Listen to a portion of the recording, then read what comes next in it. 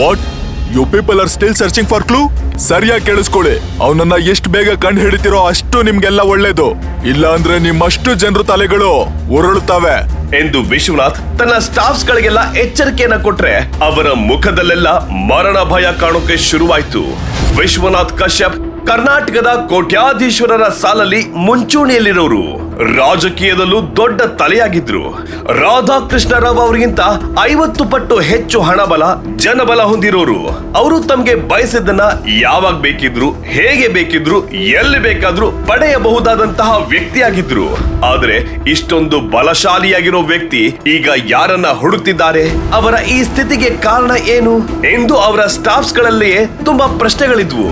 ಇತ್ತ ರೇಣುಕಾ ಅವರ ಪಾರ್ಟಿಯಲ್ಲಿ ವಿರಾಜ್ ಯಾರ ಜೊತೆನೂ ಸೇರಿಕೊಳ್ಳದೆ ತಾನೇ ಸಪರೇಟ್ ಆಗಿ ಒಂದು ಟೇಬಲ್ ನಲ್ಲಿ ಕೂತ್ಕೊಂಡಿದ್ದನು.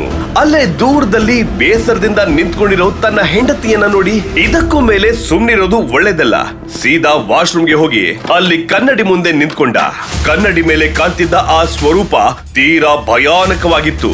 ಕೆಂಪು ಕಣ್ಗಳು, ದೇಹದಿಂದ ಹರಿತಿರೋ ಆ ತೀಕ್ಷ್ಣ ಬೆಳಕು ಸೂರ್ಯನನ್ನೇ ತಂದು ಭೂಮಿಯಲ್ಲಿ ಇಟ್ಟಂಗಿತ್ತು. ಅವನು ಕಣ್ಮುಚ್ಚಿ ಏನೇನೋ ಮಂತ್ರಗಳನ್ನ ಹೇಳ್ಕೊಂಡು ಕೈ ಎತ್ತಿದ.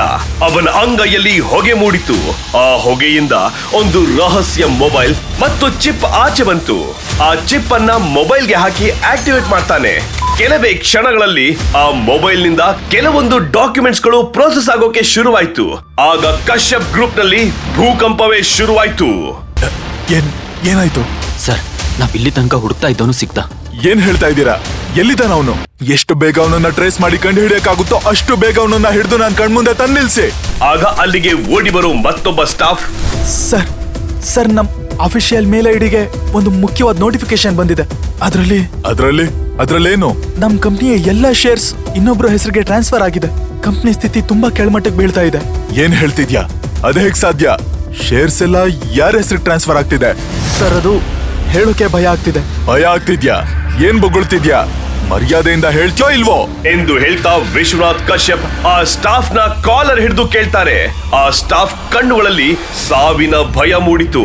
ಅದನ್ನ ನೋಡಿದ ವಿಶ್ವನಾಥ್ ಕಶ್ಯಪ್, ನಿನ್ ಕಣ್ಗಳಲ್ಲಿ ಯಾಕೆ ಇಷ್ಟೊಂದು ಭಯ ಕಾಣ್ತಿದೆ? ಹಾಗಾದ್ರೆ ಆ ಹೆಸರು ವಿರಾಜ್ದ ಎಂದು ಕೇಳಲು ಆ ಸ್ಟಾಫ್ ಹೌದು ಎಂದು ತಲೆ ಆಡಿಸ್ತಾನೆ.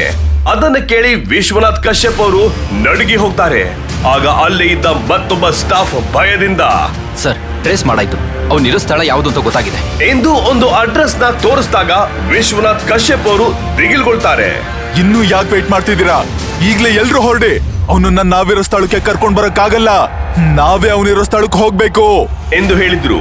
ಮುಂದಿನ ಕೆಲವು ಕ್ಷಣಗಳಲ್ಲಿ ವಿಶ್ವನಾಥ್ ಕಶ್ಯಪ್ ಅವರ ಬಿಲ್ಡಿಂಗ್ ನಿಂದ 10 BMW ಕಾರ್ಗಳು ಸ್ಪೀಡ್ ಆಗಿ ಹೊರಟವು. ಆದ್ರೆ ಇದೆಲ್ಲದಕ್ಕೂ ಕಾರಣವಾಗಿದ್ದ ವಿರಾಜ್ ಏನು ಗೊತ್ತಿಲ್ಲದ ಅಮಾಯಕನಂತೆ ತನ್ನನ್ನ ತಾನು ನಾರ್ಮಲ್ ಮಾಡ್ಕೊಂಡು ಆ ಬರ್ತ್ಡೇ ಪಾರ್ಟಿಯಲ್ಲಿ ಕೂಲ್ ಆಗಿ ವೈನ್ ಕುಡಿತಾ ಇದ್ದ. ಅದನ್ನ ನೋಡಿದ ಭರತ್ ಅವನಿಗೆ ತೊಂದರೆ ಕೊಡೋಕೆ ಶುರು ಮಾಡ್ದ. ಏನೋ ವಿರಾಜ್, ಯಾವ್ದೋ ಮಂತ್ರ ತಂತ್ರ ಉಪಯೋಗಿಸ್ಕೊಂಡು ನಮ್ಮನೆ ಹುಡುಗಿನ ಮದ್ವೆ ಮಾಡ್ಕೊಂಡೆ. ನಿಂಗ್ ಸ್ವಲ್ಪನೂ ನಾಚಿಕೆನೇ ಇಲ್ವಾ? ಒಂದ್ ವೇಳೆ ನೀನಿಗ್ ಕುಡ್ದಿರೋದಕ್ಕೆಲ್ಲ ನಿನ್ ಹತ್ರನೇ ದುಡ್ಡು ಕಟ್ಬೇಕು ಅಂತ ಹೇಳಿದ್ರೆ ಏನ್ ಮಾಡ್ತೀಯಾ? ಬೇರೇನ್ ಮಾಡ್ತಾನೆ? ಭಿಕ್ಷೆ ಬೇಡಿ ಬಿಲ್ ಕಟ್ತಾನೆ, ಅಥವಾ ಹೋಟೆಲ್ ಮ್ಯಾನೇಜರ್ ಕೈ ಕಾಲ್ ಹಿಡಿದು ಪಾತ್ರೆ ತೊಳ್ಕೊಂಡು ಬಿಲ್ ಕಟ್ತಾನೆ ಎಂದು ಹೇಳೋ ಸುರಭಿಯ ಕುಟುಂಬದ ಮತ್ತೊಬ್ಬ ದುರಹಂಕಾರಿ ಹುಡುಗಿ ಸಂಯುಕ್ತ ವಿರಾಜ್ನನ್ನ ನೋಡಿ ನಗ್ತಾಳೆ. ಅವಳ ಜೊತೆ ಭರತ್ ಮತ್ತು ಅಲ್ಲಿದ್ದವರೆಲ್ಲ ನಗ್ತಾರೆ. ಆದರೆ ವಿರಾಜ್ ಮಾತ್ರ ಸ್ವಲ್ಪ ಕೂಡ ಕೋಪಗೊಳ್ಳಲಿಲ್ಲ. ಅದೇ ಸಮಯದಲ್ಲಿ ರೇಣುಕಾ ಅವರು ತಾವು ಬರ್ತ್ಡೇ ಪಾರ್ಟಿಯ ಶುರುವಲ್ಲಿ ತಿಳಿಸಿದ್ದ ಎಲ್ರಿಗೂ ಹೇಳಬೇಕಾಗಿದ್ದ ಆ ಮುಖ್ಯವಾದ ವಿಷಯವನ್ನ ತಿಳಿಸಲು ಸ್ಟೇಜ್ ಹತ್ತುತ್ತಾರೆ. ಈಗಲೇ ಡೌನ್ಲೋಡ್ ಮಾಡಿ ಪಾಕೆಟ್ FM ಮತ್ತು ಕೇಳಿ ವೀರಮಾಣಿಕ್ಯ. ಲಿಂಕ್ ಡಿಸ್ಕ್ರಿಪ್ಷನ್ ನಲ್ಲಿ ಇದೆ.